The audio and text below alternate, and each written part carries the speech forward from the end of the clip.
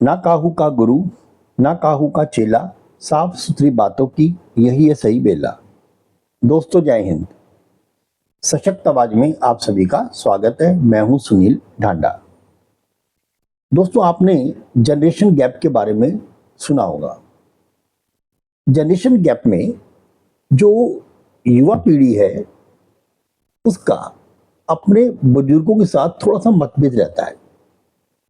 जहाँ पिछली पीढ़ी के लोग जो हैं वो अपने जो अनुभव है उसको अपनी युवा पीढ़ी को देना चाहते हैं ताकि वो उनके अनुभव से फायदा उठा सकें। जो गलतियां कभी उन्होंने की है तो वो गलतियां वो ना दोहराएं। ऐसी बहुत सी बातें होती हैं जो एक पिछली पीढ़ी अपनी आगे युवा पीढ़ी को सौंप के जाती है, लेकिन फिर भी युवा पीढ़ी को ये लगता है कि भाई जो हम कर रहे हैं वो सही कर रहे हैं। हर बार यही होता है।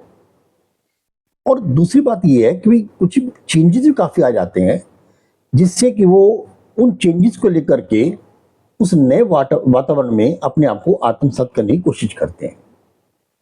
तो जनरेशन गैप रहता है। तो ये जनरेशन गैप जो है अगर आम पब्लिक के बीच में है तो नेताओं के बीच में भी होगा। अब हमें याद आता है कि 1980 के अंदर जब बीजेपी की शुरुआत हुई थी, भारतीय जनता पार्टी की, और उनको कमल का फूल मिला था निशान के तौर पर। तो उस वक्त जो है 1980 में जो इलेक्शन था उसमें जो लेफ्टिस्ट थे, वामपंथी थे, उन्होंने इलेक्शन में नारा दिया था उस वक्त, चलेगा मजदूर उड़ेगी धूल, चलेगा मजदूर उड़ेगी धूल, ना रहेगा हाथ और ना रहेगा फूल। क्लियर? ये उनका नारा था। फिर इंदिरा गांधी ने अपना नारा दिया। तो कांग्रेस का नारा क्या था? न जात पर न पात पर, इंदिरा जी की बात पर मोर लगेगी हाथ पर। अब वहां उन्होंने जात पात को अलग कर दिया कि जात पात नहीं होनी चाहिए। तू कौन है, मैं कौन हूं, मैं अहीर हूं, मैं स्वर्ण हूं, तू दलित है, तू कुछ नहीं। आप सिर्फ क्या है, कांग्रेस पर मन बनाए और उस पर ठप्पा लगाए। लेकिन अब 80 से 24 में 44 ईयर का गैप आ गया। अब 44 साल के बाद यही कांग्रेस आज जात पात पर, हालांकि ये नहीं है कि ये कांग्रेस पार्टी है, हर पार्टी कर रही है, हर पार्टी, कोई पार्टी से अछूत नहीं है, सब पार्टी को यही हाल है। लेकिन कांग्रेस खुलेआम अब ये भी कहना चाहते हैं कि हमें जो है वो जाति गणना करनी है, तो हम जात पात का हिसाब रखना चाहते हैं। हरियाणा का रिजल्ट आपके सामने है। हरियाणा में उन्होंने मुस्लिम को और जाटों को, जहां पर मुलायम सिंह जो है, आपने मुलायम सिंह का देखा होगा कि उन्होंने एक तो पिछड़ा लिया था, पिछड़ा वर्ग लिया, दलित वर्ग लिया, और साथ में लिया उन्होंने अपना मुस्लिम वर्ग। ठीक है, यादव और एम वाई फैक्टर्स।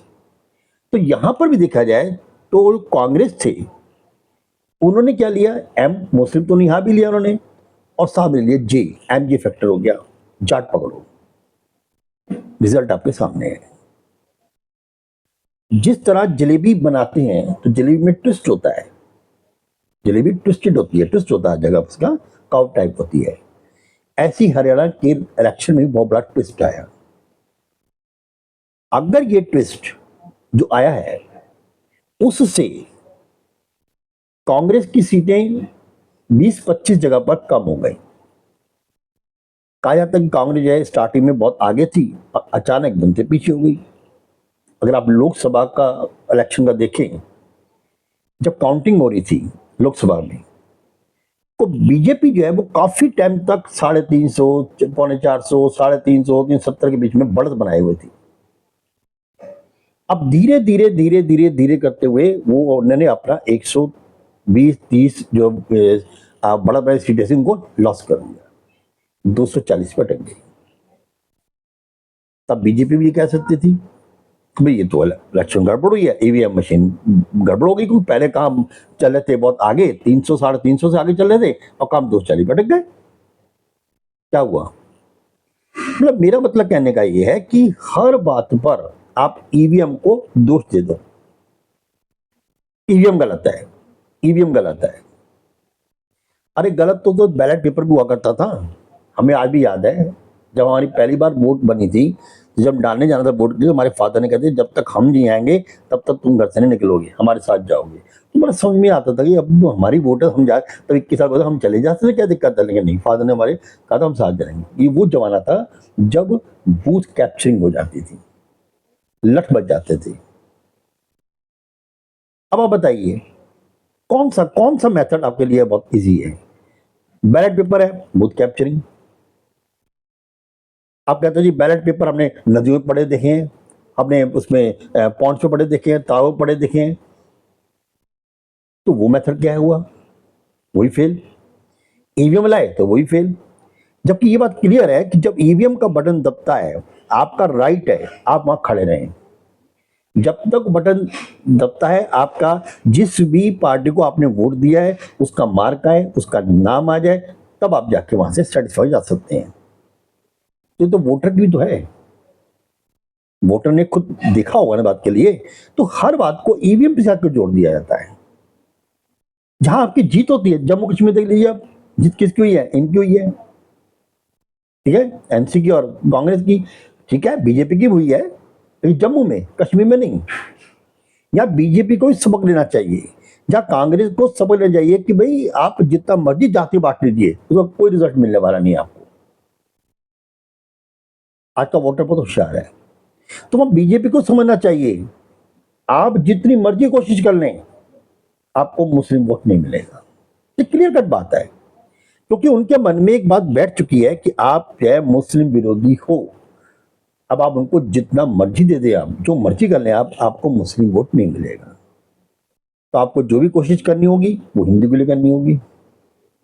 लेकिन बात वही आती है कि क्या आप हिंदू वोट को गेट करने के लिए, लेने के लिए, क्या आप भी जाति में उतरोगे? उतरते हैं, उतरोगे भी, मुझे मालूम है। लेकिन किसी भी इलेक्शन में, किसी भी फेयर इलेक्शन में दो चीज बहुत इंपॉर्टेंट है। पहली चीज तो ये कि फेयर इलेक्शन के अंदर आप अपने कैंडिडेट्स को, जो भी वहां खड़ा हुआ है वहां पर, वो कैंडिडेट जो है वो स्वच्छ आचरण का होना चाहिए, उस पर एलिगेशंस ना हो कोई। अगर इस तरीके का इलेक्शन हो जाएगा तो गारंटी कह रहा हूं उसके लिए कि हमारा देश बहुत आगे निकल जाएगा। लेकिन हर पार्टी के पास बाहुबली होते ही हैं, कितने भी लग जाए उसके ऊपर एलिगेशन, वो उसके लिए साफ सुथरा है। तो आचरण जो है वो शुद्ध होना चाहिए हर कैंडिडेट का। और दूसरा, अगर ईवीएम पर किसी को भी ऐतराज है तो इसके लिए यही होना चाहिए कि जितने भी लोग, मतलब पार्टी हैं, ये पहले भी होता था कि पार्टी के एजेंट खुद अंदर बैठते थे, अब ये अलाउ नहीं किया जाता। तो एटलीस्ट कम से कम जो है इतना जरूर होना चाहिए कि भाई जो वोटर बाहर निकल रहा है, कम से कम उसी जब सर्वे करते हो आप, इसके लिए भी किसको वोट दिया आप पूछते हैं वहां पर, मोस्टली आप हैं पत्रकार पूछते हैं, वहां कम से कम ये बात पूछें कि क्या आप अपने वोट से, ईवीएम की वोट से सेटिस्फाइड हैं? इतना पूछना शुरू करो। आप जो सर्वे करते हो वहां जाकर के, ये तो पूछो जाकर वहां पर कि क्या आप ईवीएम से सेटिस्फाइड है। जब वोटर सेटिस्फाइड है तो लीडर को छीनने दो, कोई फर्क नहीं पड़ता उससे, पार्टी को बोलने दो, कोई फर्क नहीं पड़ता। अगर वोटर सेटिस्फाइड नहीं है तो वहां क्वेश्चन होता है, वहां ऑब्जेक्शन होना चाहिए कि वोटर खुद कहता है भाई मैंने तो सुना नहीं आवाज आती हुई, या मेरी वोट गलत चलेगी, वहां आपको जो है देखना पड़ेगा। लेकिन लीडर्स में नहीं, लीडर तो बहुत कुछ बोलते रहते हैं। तो सबक दोनों को लेना पड़ेगा, बीजेपी को भी और कांग्रेस को भी। कांग्रेस दे ले जितना मर्जी, आपने बना दिया कि हम जात, ये जात का हम इनसे वोट खरीदेंगे, कुछ नहीं मिलेगा आपको।